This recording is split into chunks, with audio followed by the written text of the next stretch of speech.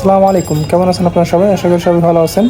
তো কিছুদিন আগে বাজারে গিয়ে হঠাৎ শুনে যে মাছের দাম নাকি খুবই কম।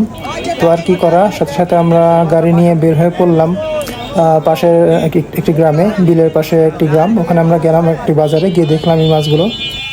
কিন্তু আফসোস, আমাদের ভাগ্যে মাছ হলো না ওই দিন। কিছু পাশে চলেন অল্প গুলাইলি কি অবস্থা ভাই? কি জন্য আসছিলেন এখানে? মাছ কিনতে আসছিলাম, কিন্তু যে অবস্থা মাছ তো আর পাইলাম না। উঠেন গাড়ি দেখুন ভাই মাছ পাইলেন? না ভাই, মাছ অল্প কিছু পাশে যে ওইগুলা মাছ পাশে ওটা লেনা পড়তে। তো পাশে দেখলাম যে একজন অনেকগুলো মাছ অলরেডি কিনে ফেলছে। মাছগুলো দেখে লোভী লাগতেছিল। মাছগুলো পুঁটি মাছ সহ আরও কিছু ছোটো ছোটো মাছও ছিল। মাছগুলো একটু বড়ই ছিল। তো যাই হোক, কি আর করা। হঠাৎ করে দেখি যে সূর্যটা খুব সুন্দর দেখাচ্ছে, তাই সূর্যটার ভিডিও করে নিলাম। সূর্যটা দেখে ভালোই লাগলো, মনটা ভালো হয়ে গেল। দেখতে দেখতে আমরা ব্যাক চলে গেলাম। তো সেই দিন মাছ না পেলেও তো আমরা তারপরের দিন আমরা একটা প্ল্যান করলাম যে সকালবেলা যাব। সকালবেলা গিয়ে যে আমরা মাছ কিনতে যাব। তো সকালবেলা আমরা গেলাম, গিয়ে পাশের একটি গ্রামে গেলাম, গিয়ে দেখলাম যে মানে প্রচুর মাছ উঠতেছে জালে।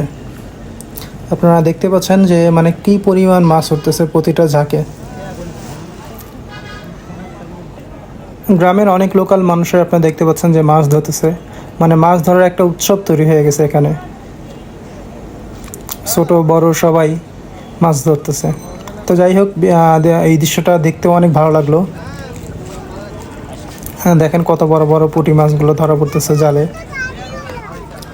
তো আজকে আমাদেরকে আর নিরাশ হতে হয়নি। আজকে আমরা আসার সময় প্রায় 20 কেজি মাছ নিয়ে আসছি। দেখেন কত ধরনের মাছ।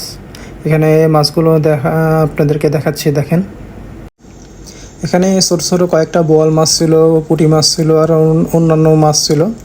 তো আপনারা দেখতে পাচ্ছেন। তো এটা আসলে মানে আলহামদুলিল্লাহ, আল্লাহ কপালে যতটুকু রাখছিল।